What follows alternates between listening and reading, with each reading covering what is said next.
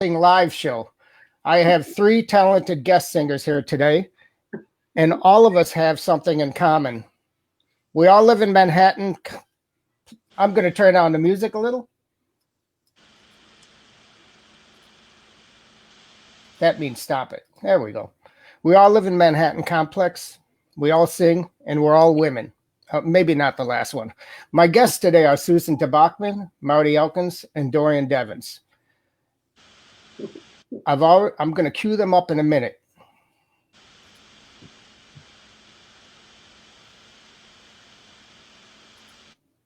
There they are.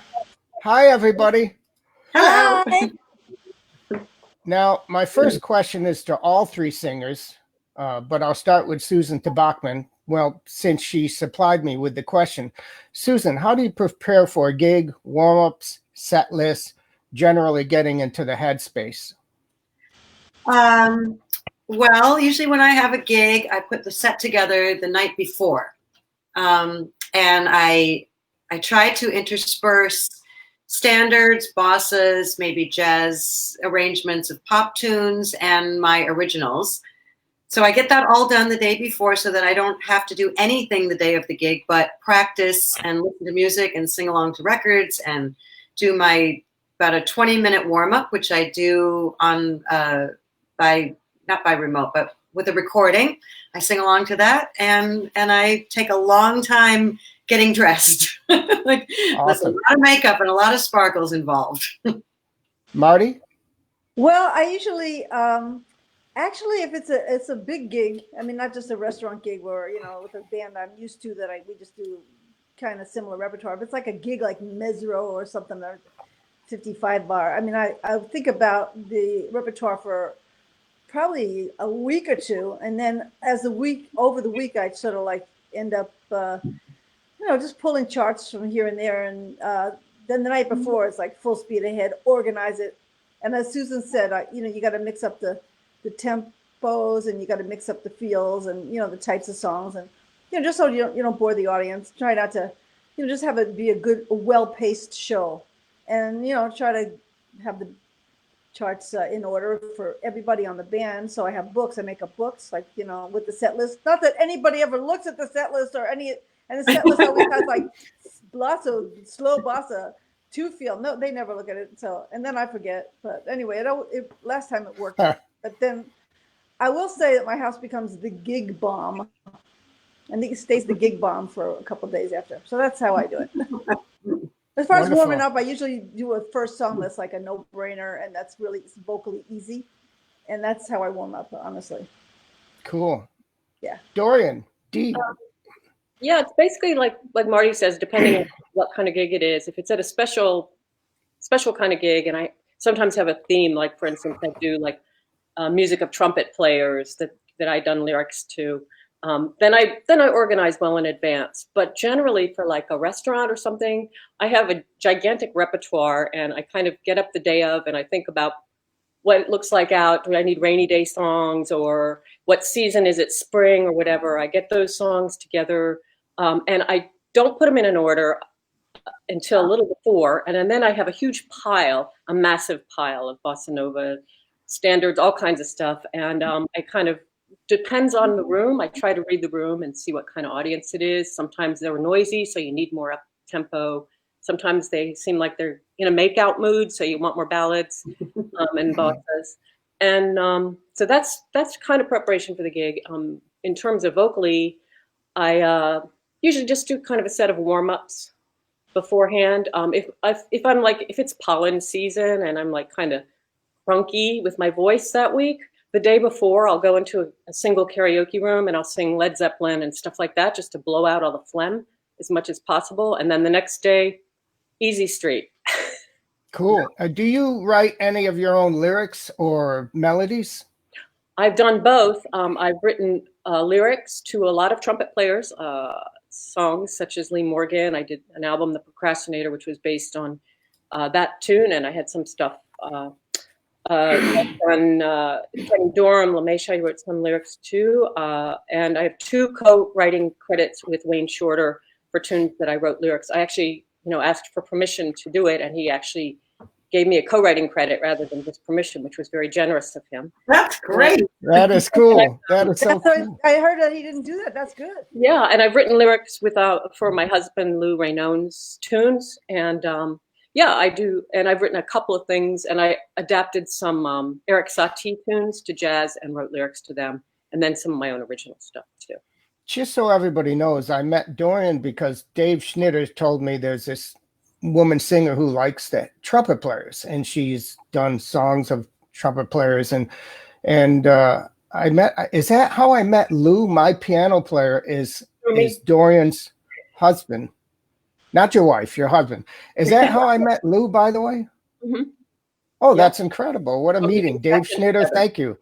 And Susan Tobocman, I know Susan writes songs because I've heard them on her gig at the Flute Bar, where I often go and sit in, and they're absolutely beautiful and well constructed, and that's a difficult thing to do.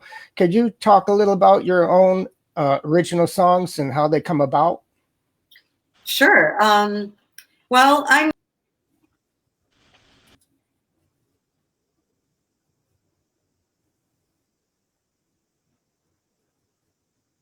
It usually starts with a motif, like maybe 3 notes in my head or 4 notes in my head. It might start with a title. I don't always start with the lyric. I don't always start with the music. There's no real pattern to it, but I am very old school where every line for me has to rhyme perfectly. I don't use slant rhymes. And I sit at the piano and I work on my voicings, and I usually write an entire arrangement around each of my songs. And I try to write songs where people can remember the melody. For me, that's what I'm drawn to, are standards. So the songs that I write, some people tell me that they sound like standards, and then that's a great compliment. Marty, how about you? I know you have at least one original song, though you may not be thinking of it. It's a blues, right? Oh, I know. Well, how could I forget the only song I really ever wrote? See? It's the blues. How could I forget the only song I've ever written? But I will say I had help with by the staff at the Old Savoy Lounge, as you recall, on 41st. Right. And, it was conceived in a bar, which I don't think I was, but that song was. I was actually dating an electrician at the time, and we just the more drinks we had, the more disgusting double entendre we came up with, because I put it in a blues. I was up for about 12 hours doing it. And it was pretty funny, but it was a little gross anyway.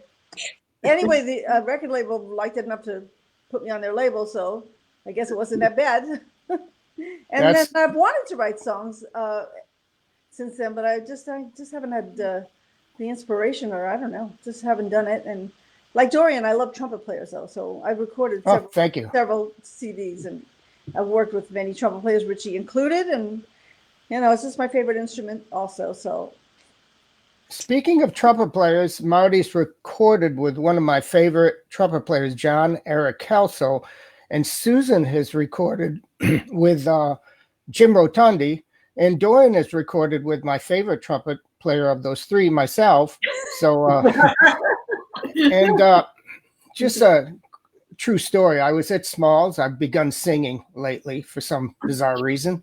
I was actually singing Angel Eyes, and I went.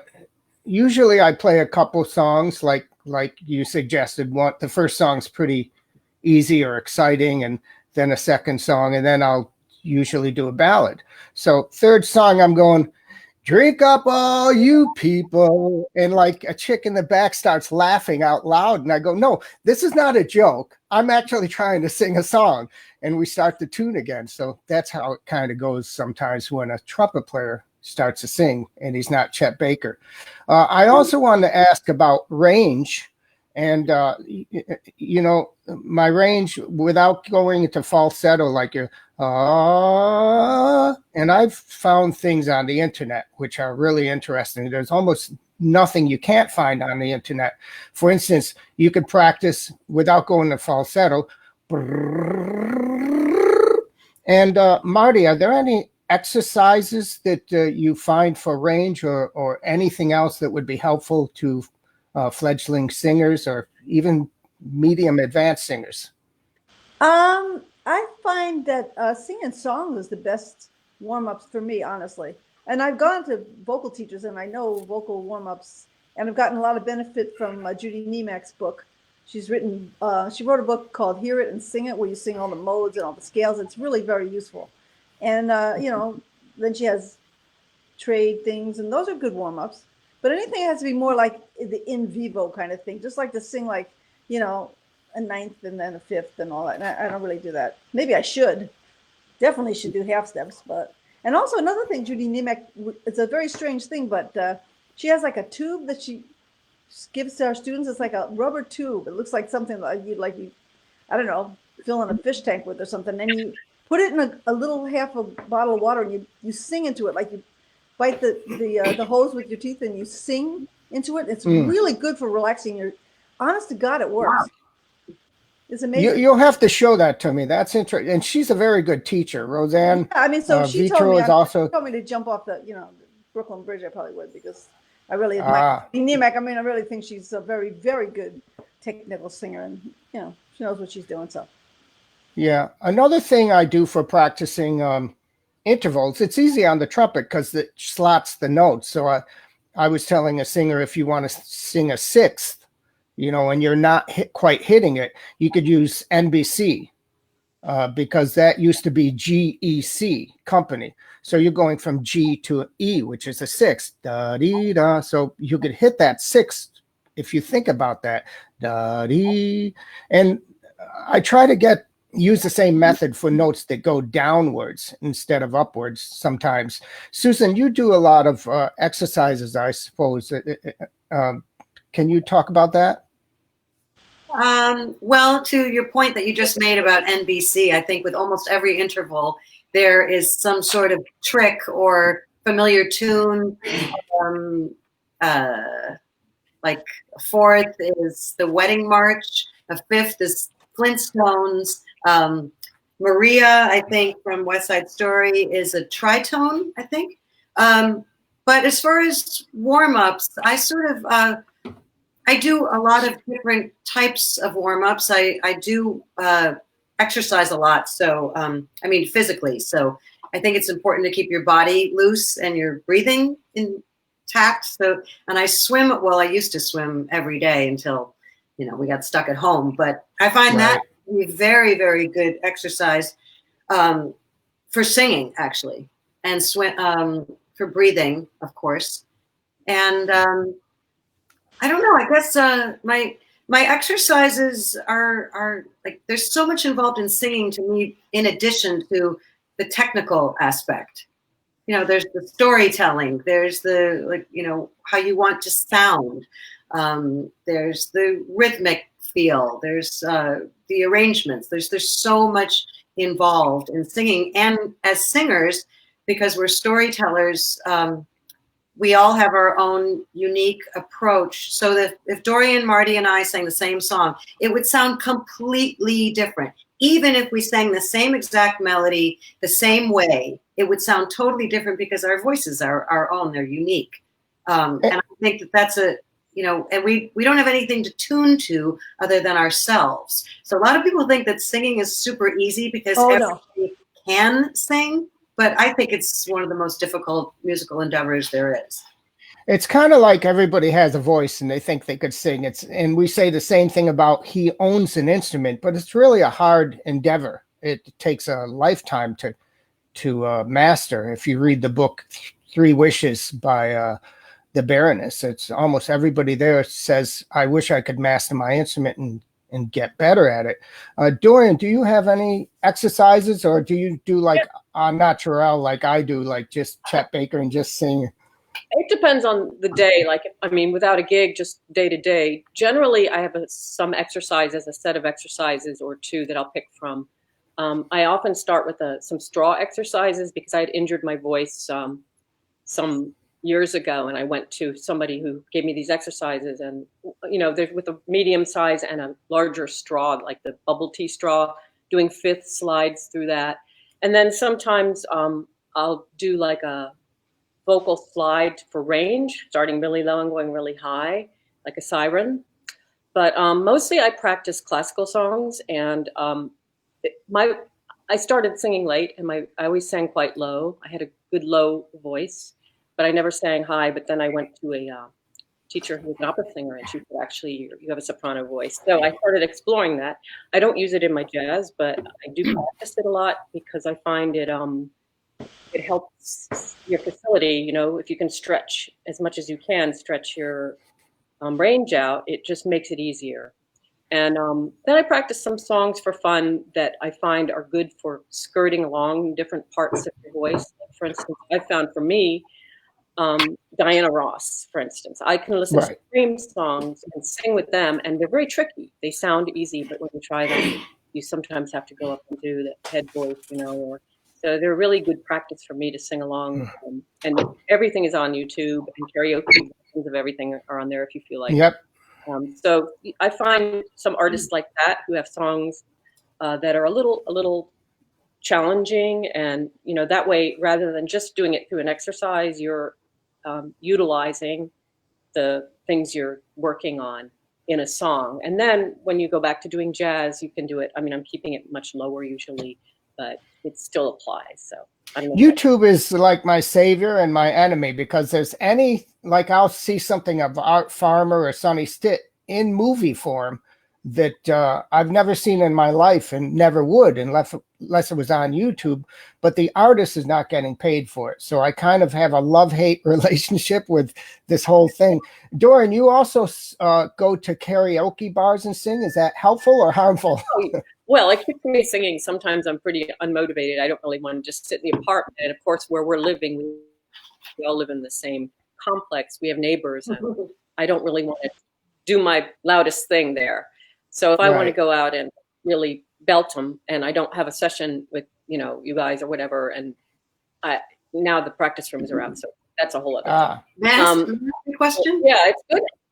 I want to know from all of you how much, well, I know the answer, but no one else does, Marty, but from you, but how much we all record ourselves while we're practicing.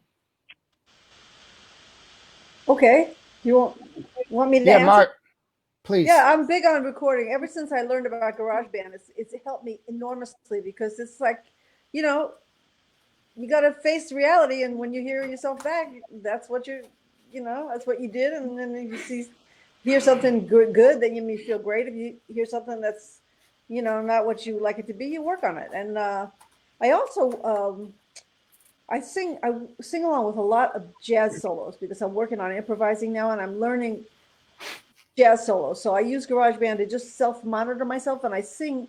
If I'm learning a solo and working on a solo, first I'll get all the notes, you know, on the keyboard, so I know I'm singing the right pitches, because you can't practice something wrong. That's the worst thing. And then I'd sing it 100 times, sometimes 500 times. But it's like really meditative. I love it. I really do like it. It's helping me right now, actually, when it's so difficult, right? You know, what we're going through.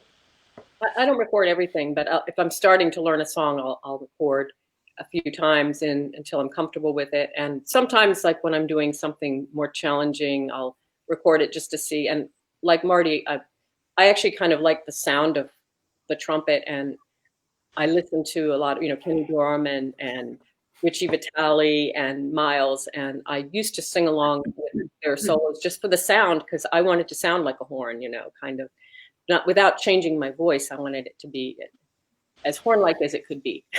Yes.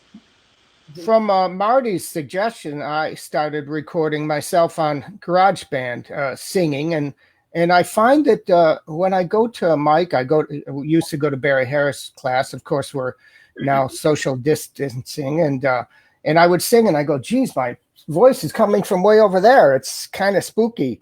And you have much more control on your gig. It's your own rhythm section. You know where the speaker's set up. You set the volume. But it's kind of weird, and sometimes I have a little trouble with intonation, and I also worry about the quality of my voice, which is not. I worked with Tony Bennett and Sinatra for 5 years, so I know what a great singer sounds like. Nonetheless, all my friends have been supportive and said you can improve by constantly singing. So I sing almost every day. I set up a microphone by the piano, and speaker right near there. And I do record myself. Now, Susan, you asked that question. Could you expound on the answer a little, please? Well, I use GarageBand, but not as much as Marty does, but I should use it more often. But I do try to record most of my gigs. And what you just said a minute ago, the part about you have control over your own gig, but that's not necessarily the case. It's often, actually, it's rare that I bring my own sound system. So we singers are at the mercy of the sound of the room, and if there's a monitor, and but anyway, I do record my gigs. I usually bring like a small digital recorder, and I usually listen back within a day, and I'll check in. Sometimes I like what I hear, sometimes I really don't like what I hear, and I'll take notes on it. Like I've worked a lot on my intonation by figuring out that in a certain part of my range, this is just an example, but from years ago, on a certain vowel in a certain part of my range, the intonation wasn't right. So by recording myself, I could figure out specifically where some technical difficulties were happening. And I think it's really important to record yourself, even if it's not all that comfortable sometimes. Because I don't know, for me, sometimes I really don't like what I hear back. Other times I love it. I love being in the recording studio. That's a completely different thing. But I do think it's important to record gigs if you can, and just mark, like, did you like what you did at the turnaround? Did you like how you spoke to the audience? I mean, there's so many things that's happening in real time, and if you're listening to yourself at the same time, you're not really in the moment. So the only way to check that, I think, is if you record and then listen back at another time. Well, GarageBand is a lot better than for any other DAW. Like I have Reaper also. But GarageBand seems to get the echo and the just right, or the reverb. And that really does help with the quality of your voice, so it's not just dry. You mentioned something about vowels, and I was watching on YouTube that you should try to sing the vowels not more than the consonant, but somebody said try. So if I'm going to, the O is important, or the A. And what do you think about that? And also Sinatra used to, at the end of a consonant, he would say like just, and you would hear the T. I never concentrate on that. I'm kind of more from the natural school. But what do you think about vowels and consonants when you sing, Susan? Well, technically, you can't even sing a consonant. You can only sing the vowel. I think it's important to think about also vowel sounds that are called diphthongs. A lot of people call them diphthongs, but it's really technically called a diphthong. No cursing. That's a vowel like I and O and U. There's an A, any vowel that's a combination of more than one sound, like an I. If you sing the word I, you're not going to go I, but you would go I. To make sure that you sing the first part of the diphthong, and then put the second part on when you're finished with the word. I have something to say about consonants, so. Hey, Marty, the label of your name is a little over your your face. Can you see? Do you want? You could move a little to the left or the right, or I could turn it off. But I'd like to leave it on. The other way. The other way, hon. Okay. Yeah. Okay, good. Yeah. Okay. So in doing these recordings I've done in the last few years, I've really become sort of a stickler about putting the consonant on the end of the word. It can't sound unnatural though, but you can't leave it off either because it changes the meaning of some words. So it's important, but like, to sing like, out, or, anything like, with a very hard, obviously studied consonant, it's going to sound unnatural. And it's very important for singing to sound like speech, especially if you're telling a story. So, but, I was very concerned long tones and all that, and my timbre and all that stuff for years. And I kind of forgot about consonants. And when I recorded and left a few out, it's not a good thing to do. Like sometimes as like sort of a stylistic thing, it's okay to leave it out once in a while, but you got to be careful with consonants. All all the great singers put consonants on the end of their words. You check them out from singer to singer, you'll see that. Yeah. Yeah. True. Yeah. And Dorian, I'd like to talk a little about projects that I know that Susan, we'll get to this. She has a brand new project and Marty has a relatively new CD coming out.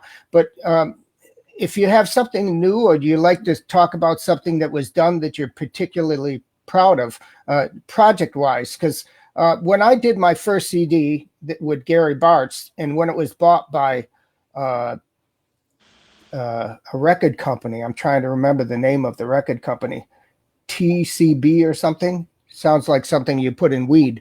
But anyways, they bought the tape that I sent them, and I literally jumped up and down. I was that excited and screamed, it's yeah. And later, when I made my first book, A Lyrical Approach to Jazz Improvising, that excited me just as much as a CD. What do you feel about that as projects that really moved you, past or present or coming up? Well, I don't have any recording date coming up, and I haven't done one in a couple of years, as you know.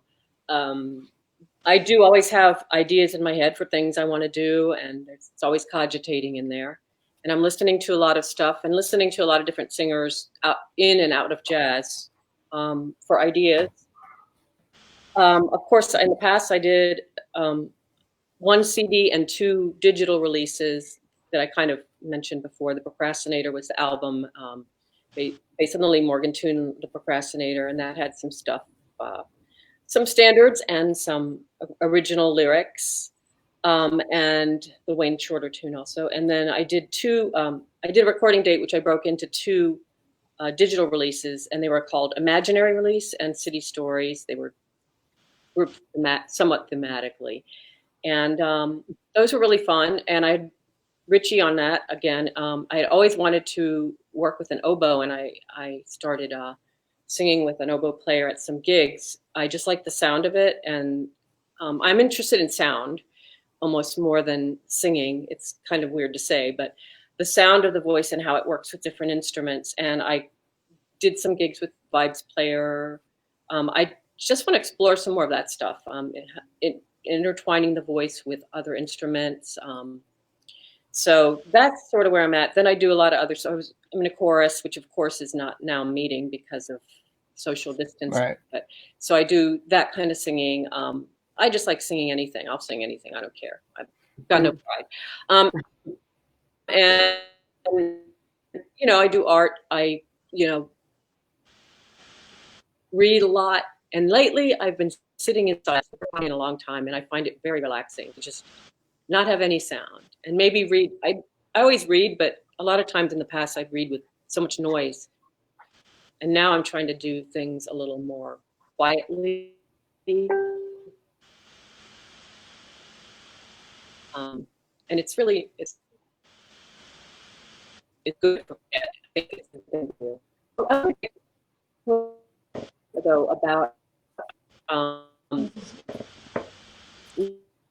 this. I think it's important that we get to when you're beginning. A lot of times you don't work with yourself. At a certain point, you really do it. What you hear in your head is not. Yeah, here in your head, you're singing. It's not what you hear out there. So it's a build up the first time you do it. I think people really sing really as you can.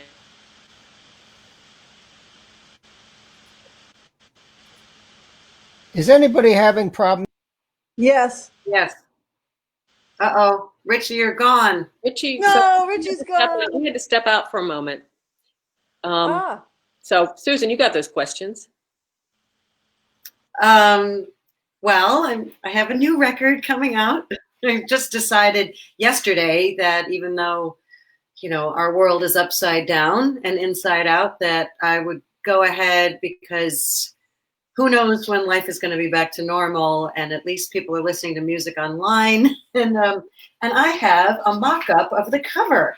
Can anybody see that? There's the. Oh, yes. Oh, this is from my printer, but can you see?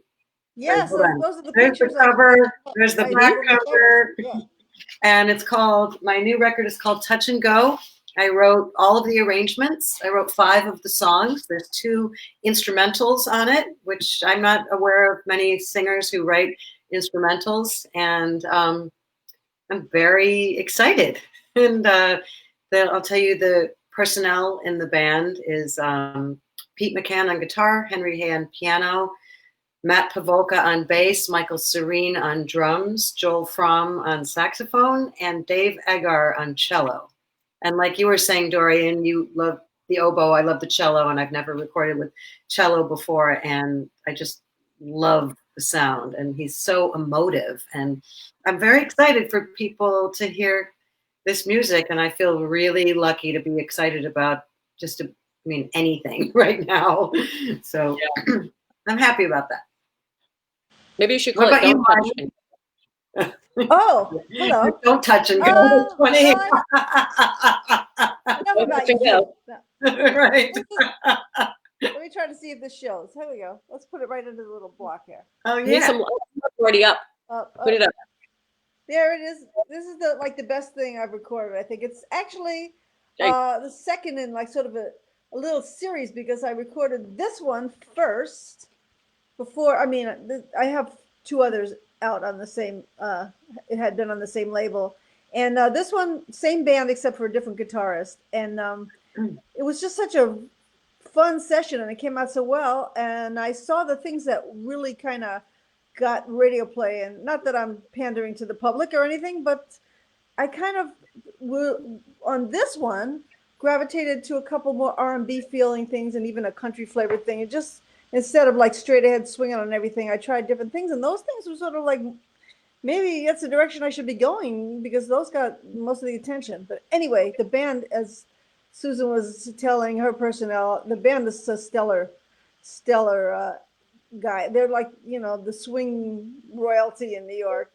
And John Eric Kelso is the trumpet player. I always have recorded with the trumpet player if I could, So it's John Eric Kelso, and then Steve Ash was on piano. Lee Hudson, I gotta say, one of my favorite people and bassists, was on bass, and Taro Akamoto, wonderful drummer.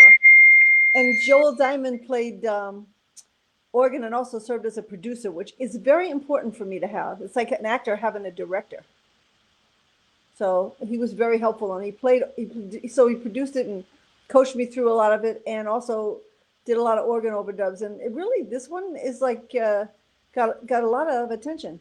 Bob Porter really likes it, actually, on BGO. It got played on BGO. It's a great record, and everybody should have it. Yay. Yes. Just go under my bed. There's thousands of copies. No.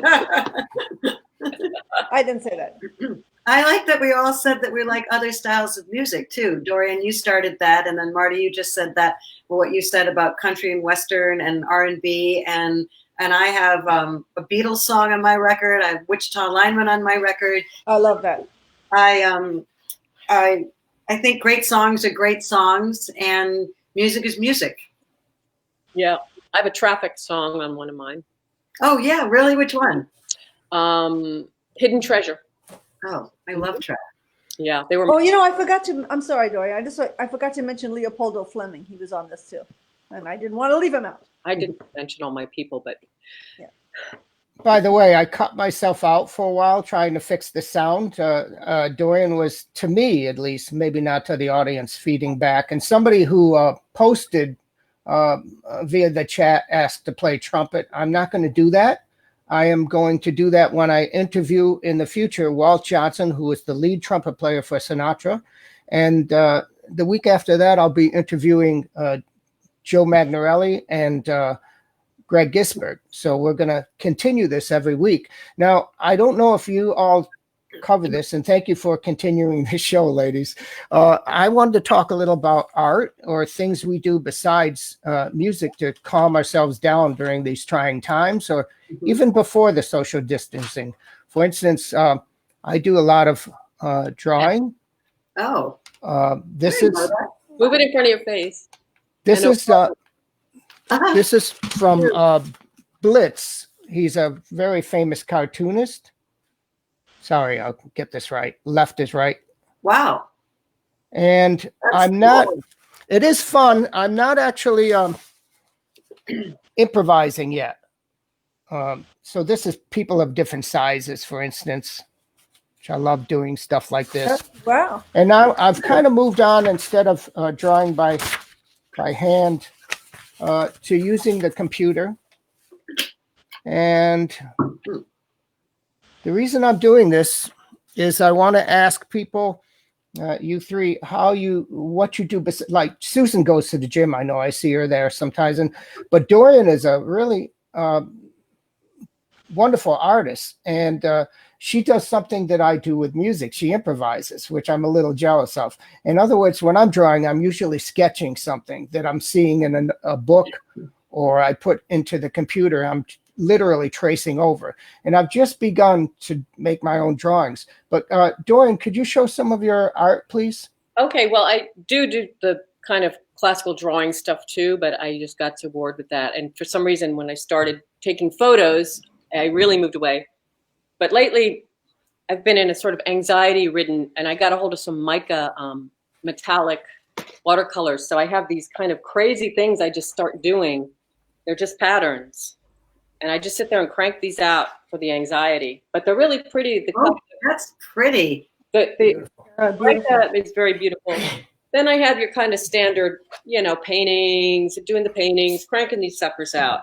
Big, medium, small. And these are the abstracts. Then I do some watercolors. This was a little sketch that I made that people liked. And my friends at Chanel actually liked it. So I made some prints for them. And I'm going to do a series of Chanel bottles for them. I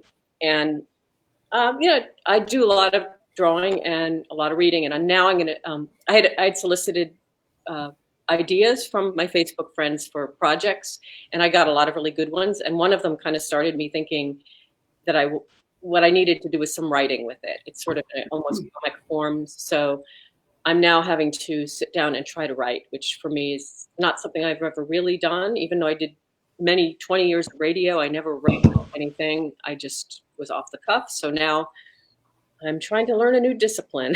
What kind of writing are you talking about? I'm just it's sort of for lack of anything better and sounding hokey, kind of not personal essay, but just sort of observations on a certain theme. Somebody had suggested something, and I started thinking how I would depict it. And then I was like, actually it was an album. It was Kenny Dorham's Blue Spring. His daughter had suggested that as a theme. And I thought, that's such a great album. And I listened to it every spring. And I realized I didn't even realize it had turned into spring. Everything's so crazy. Spring came and I didn't know it. And so I put on the album and I listened and I thought, wow, it'd be great to sort of write a little something about each of the tunes and then have a little bit of a visual with it. So that's one of the projects I'm working on now. And Susan, besides music, or to get away from music, what do you do besides the gym, or that interests you? I love working on stuff around the house. I love decorating things and moving stuff around and fixing things. I like to take things apart, put them back together in different ways. I make furniture. I'm the daughter of a pretty famous architect and interior designer. So I grew up in a beautiful environment, and that's very important to me. And so that's what, and I think we've all been to my apartment, right? Oh yeah. It's yeah. I mean, it's like my personal studio is just my house. Sometimes I tell my friends and I do that for other people too. Like I'll go to their house, and I'm not lately, but maybe I'll just redesign their bookcases or something, or put little paintings together, or just looking at scale and balance and texture. It's a form of art, I think, another form of composition. And so I'm really drawn to that. Marty, anything tweaks your interest besides music, or helps you get outside of that whole music thing? It could be all enveloping. Yeah, it's like Susan. I'm not as good at it as she is, but I like to decorate I would say I'm not really house proud, but it's really important for me to have a nice looking environment. I don't feel comfortable unless I really have nice things around me. I have a lot of nice things. I guess I like to I like to thrift shop and find little treasures that are really kind of in my wheelhouse and without becoming a hoarder. And I also like to cook. I really like to cook. Yeah. Yeah. You're a good cook. Yeah. Thank you. You too, baby. Thanks. It's funny. It makes me believe in reincarnation because Marty lives literally below me. And one day I stepped out onto my, I practice a lot, obviously. We were working this out, especially with the congas. I don't play in 6 a.m. anymore. But Marty was, I went out on my terrace and she's blowing bubbles from, those little bubble things. I'm going, Marty, and it really does make me believe in reincarnation because so many of my friends live near me and we have the same type of ideas. We're afraid of heights and we're into music. And I often, speaking about getting outside of music, I donate my time to NYC Gallup to help autistic kids that get on horses. And during the summer, I help at 59th Street in the Hudson River, putting people in kayaks and getting them out. And lately, I donated my time to Animal Haven. And I think it's important that we get outside of music and it helps you become a more complete human being because music is so all enveloping and we don't meet people outside of music. So I'm purposely forcing myself to meet people that aren't musicians. And it takes a little push to do that. Susan, while I was off, I'm sorry, did you talk about your brand new project coming up? I did. We all talked about it while you were gone. I am so proud of you all. And Dorian suggested that I change the name of it from Touch and Go to Don't Touch and Go. That's good. That's a good one. Right. Good one, Dorian. Good one. Or as Joel Fromm said, when he Touch and Go is the name of one of the songs on my record, one of the instrumentals, and Joel plays lead he plays the melody on that particular piece. And he asked, or when I told him the title of it, when he read the title, he said, "Oh, that's the story of every one of my relationships." That wasn't my intention with the title, but I thought that was very funny. Staying inside is something that doesn't bother me so much because usually in the winter I kind of practice a lot and I've been watching a new program for me, binge watching on Netflix. Of course, this is an opportune time to do that. It's called Black Lightning. And in one of the episodes, they were playing Nature Boy by John Coltrane. And just yesterday, I'm watching something that one of the episodes had Chaka Khan.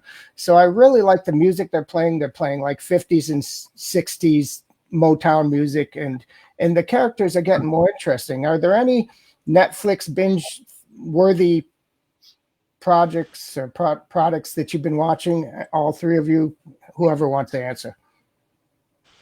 Well, I'm not watching anything now, but I the only long thing I've binge watched that I can remember is well, no, that's not the only one because I liked Mindhunter, it was pretty good. But Treme, I loved Treme because I knew a lot of people in it, and it took place in New Orleans. I used to spend a lot of time there, and the city besides New York, it's my second favorite city. And Marty, how do you spell that? I don't know.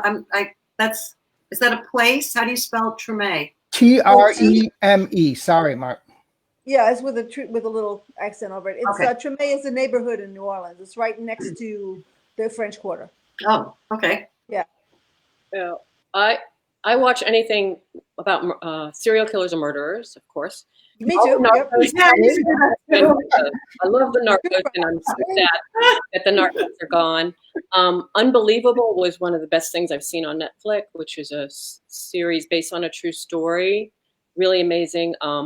But mainly I just watch a lot of those kind of, I like the Nordic murder things. And, I don't understand why a lot of women I know love serial killer and stalker stuff, but it seems to be that. You know what? Somebody had a theory about that. It's because we are so vulnerable that I think we watch those as like practice of like what to do. Because I don't think any one of us has missed out on some kind of experience like that. Right. I know I haven't. So. Yeah, well, that's true, but I didn't know that. But we all have that in common, and that is kind of out there. Yeah, it's you gotta watch bad commentary, but yeah. I only read true crime novels. Like I read everything Anne Rule ever wrote, and and In Cold Blood, and but right now I'm trying not so much to get that dark. Usually, like if I can go outside or I go swimming or I spend time with my friends or I have gigs, then I can like focus in on something totally different. But it feels too heavy for me right now. Too much dark. But Mindhunter. Yeah, that's good. Yeah, that is good. So is Tremaine. Yeah. A neighbor of ours down the hall has a role in that show. Oh, okay. In Mindhunter. Yeah, it was well acted. It was very good. Yeah, it was really good. Yeah. Now, it's getting a little late. I expected 20 minutes, 30 minutes, but it's going so well. I'm going to kind of wrap up with one final question and talk a little about singers I listened to when I was young and now. But Billie Holiday was my absolute favorite. If you really can't have a favorite because it depends day to day how you feel. Like if I was cleaning the house or real sad, I would listen to Sinatra songs, you know, the Only the Lonely. And Billie kind of touched that. And I had a $12 record player in Boston, and I would play with all her songs until I ruined the record. I would actually couldn't play it on a good record player. And I would play Porgy, and it would go into the bridge goes into a strange key. So people ask about ear training. And this is some of the best ear training you could do to the newer musicians. Play with Chet Baker, play with Dinah Washington, play with Sinatra Records, play with Billie Holiday, play with Anita O'Day. But I thought Billie was the singer that would make me cry, but it wasn't. Oddly enough, I was listening to Ella Fitzgerald on my Aunt Mary's car in the car radio, many years ago when we had those old cars and we would go to theaters and stuff. And I'm listening to just Tiska the Tasket, I believe it was. And Ella just sang so technically beautiful and put so much work into it. You could tell that I started tearing up and I was surprised. And also I saw an hour program on Ella. And Ella was older. She had her thick glasses on. And she said to a singer next to her, a young singer, she said, do you think they'll like me, honey? And the girl next to her says, well, you're Ella Fitzgerald. But to think that at an age after 60, to think at Carnegie Hall, I think there was some beautiful place, to think that, do they like me? You know, it shows that playing music is a very difficult thing. You have to learn to be secure in yourself. And if you don't like rejection, don't start playing jazz. It's a very difficult path to be in. Now I want to ask Susan first. Who did you listen to when you were young? And I'm not talking so much about the younger singers, but the singers that kind of shaped your style, which is, by the way, everybody here has a different style. I can't peg anybody as a Billie Holiday or an Anita O'Day singer or Doris Day or whoever, but I hear inflections here and there. But go ahead, Susan. Well, I didn't start singing jazz until I was in my 30s. And I didn't listen to jazz when I was younger at all. My parents did, but because they liked it, I guess I decided I didn't like it. So the first jazz singer I think I really started listening to carefully and collecting her records was Shirley Horn. I could relate to her because she's not like, she doesn't do a lot, but what she does to me is so meaningful. And it was like something I could understand. So I started, I think, listening to her, and then I slowly added, you know, I love Carmen McRae because she's a great storyteller. I love somebody that's a little lesser known, but we all know her, Dina DeRose. I listen to her a lot. But I mean, I listened to all kinds of things when I was growing up. I listened to mostly rock and Motown because that's where I'm from. And I love like all kinds of different singers. Marty and I think we both listened to, her name is pronounced Sanna Ake. Where's she from? Denmark? Denmark. Where's she from? She's Danish. Danish, right. I really like her stuff. I like all kinds of people. Like I'll like somebody one week and somebody else the next week. And but but I'd say my first big influence was Shirley Horn. Yeah, I had the pleasure of working with James Taylor, who's one of my all-time favorites. And we were at Carnegie Hall working with Sting. It was one of those rainforest concerts. And Bennett was on the gig, but I had to run over to James, JT, and get my picture taken with him. I was so happy, and I have it up on my wall. But I had already had my picture taken with Bennett. So, Marty, what are your thoughts on singers? I know you like Anita O'Day, and I've downloaded just about everything she has. I love listening to singers, by the way. I couldn't recommend. She was quite an artist, Anita O'Day. But, really, as Susan was saying, I didn't, there was not a lot of jazz played in my house when I grew up, and I was glued to the R&B stations back when I was young, which was like, WWRL and Jocko's Rocket Ship. I'm dating myself, of course. But anyway, got to date somebody. I was just going to say. No, but so I was very, like Laverne Baker and Ruth Brown and those kind of singers. But then when I got to college, I got a Billie Holiday. I got an Ella Fitzgerald and Ellis Larkin record. I was like, oh, what's this? And I got crazy with that. And Bessie Smith, somebody gave me a Bessie Smith record to listen to. I listened to that for like years in my room. And then I went to a Woolworths one day and I found Billie Holiday's Lady in Satin. And that did it. I love that record. I never stopped playing it. I bought it in CD form. I had the LP that I bought in the original Woolworths back in the day, and I just, that really changed my life. Because I was like, and then the stuff she did when she was young with Teddy Wilson, it was like, it was just unearthly. It almost scared me. It was so good. So I guess I would say Billie Holiday is my biggest inspiration, but I really have my own sound, I think. And I it's not the usual voice. And at first took me years to even get to like it myself. And now I'm finally getting to the point where, I can actually, Richie's funny. And I was saying, well, just like that Ella Fitzgerald say, like, did they like me? And Richie, one day he said to me, Marty, you're good already. Stop. Yeah. Well, because I experienced the same thing. I tell people I only started liking my sound when I turned 50. So, but I did get to meet Chaka Khan, which was a big thrill of mine. It was at Bradley's, I believe, or 7th Avenue South. Bradley's. I kind of remember that. I kind of remember. I was working at the Beacon, and I said, I went up to her, which was kind of ballsy, and I said, Chaka, you're like one of my favorite singers ever. You were just so incredible, and you were just down the street at the Beacon, and I wish I knew. And she goes, well, that's the kind of bitch I am. And then she kissed me on the cheek, and I didn't wash it for like 3 or 4 days. So Chaka Khan, and all the Motown singers, I just love James Brown, of course, and oh God, yeah, and the Queen of Soul, Aretha Franklin. Just besides listening to the Beatles and the Stones, and I forgot to mention Karen Carpenter. I love. Yeah. Oh yeah. She was one of mine. I grew up listening to her like every day. Not first. And if you listen to the Eagles and the harmonies they had, now I'd like to ask Dorian the same question. Who and Dorian, by the way, Dorian works in my octet, and one of the great things about Dorian is she says, I'm trying to sound like a horn. So I do something I've never done before. I've written her as the top voice, as if it was the trumpet.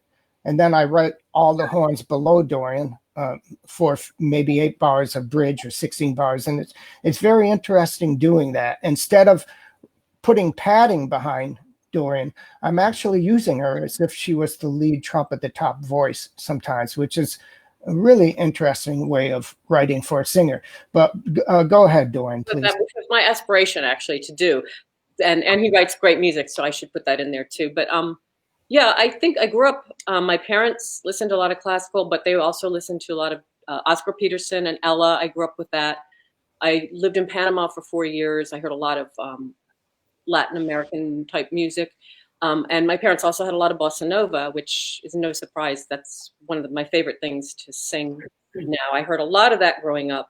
But then, of course, the classic kid listening to rock.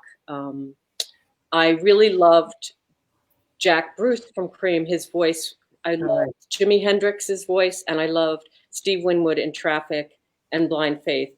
Those were my best voices if I ever really noticed a voice that I liked during my, growing up after I was exposed to all the early jazz. But then I guess listening to jazz, yeah, I heard, Billie Holiday is the feeling singer for me, and Ella is the lyrical singer for me. But Anita O'Day was the one who really reached out to me because of her attitude. And I started singing late, and I started singing in order to get over stage fright, because I had to moderate a lot of panels and I had stage fright. So I was always afraid when I was singing, and I kind of had an attitude, and I liked Anita O'Day's bitchy attitude, because that's sort of how I felt when I sang. So I think that's why I related to her so much. But now I, listen to so many other singers, of course, and sometimes I just listen to people for a sweetness, like Beverly Kenny or somebody like that. Oh yeah, I love Beverly Kenny. And she's got a tragic side because she killed herself, and there's a little, you can kind of feel that little sadness in her singing. But yeah, I'd say, I went through the rock thing, and I still love those singers. And recently I've gone back and was listening to Jimmy Cliff. I just love his voice. I don't know why. I heard a song on the radio, and I went back and listened to some albums, and I just love his voice. And then I made myself listen to one of my favorite songwriters, but not singers, Neil Young. When I was a kid, I just could not handle his voice. I couldn't. I would, kind of make fun of it. But now he really touches me in a way, and just beautiful songs. Yeah. Beautiful songs. So it's interesting how your taste in voices evolves as you go along, getting older and singing and whatever it is that influences it. It's weird mentioning killing yourself, because I thought, wow, a way to become famous would be either going to jail or killing myself. And I think I'd pick the former. But we've been talking for an hour, and I'd like to thank my guests, Dorian Devins, Susan Tobocman, Marty Elkins, 3 fantastic singers who sound like themselves. And I'd like to thank especially our guests that have been watching the show. Most of all. Thank you, Richie. Thank you so much. Next week, I'll be interviewing the lead player for Sinatra, Walt Johnson. I was in the band for 5 years. And the week after that, I'll be interviewing 2 of my favorite jazz players. I've mentioned this already, Greg Gisberg and Joe Magnarelli, because I've been asked to play the trumpet, and this is not the time or the place. And I'd also like to remind people, if they'd like to see my free jazz videos, they could go to YouTube and type in my name, Richie Vitale. And remember, folks, if somebody's standing right in front of the elevator entrance looking at their smartphone, just cough loudly into your arm like this. And they usually get right out of your way. And so we'd like to thank you all for watching, and we hope to see you in the near future. So goodbye, folks. I'm going to stop this at Bye, friends. 58. Bye, everybody. Thank you for watching. Bye. Bye. Thank you for watching. Stay safe.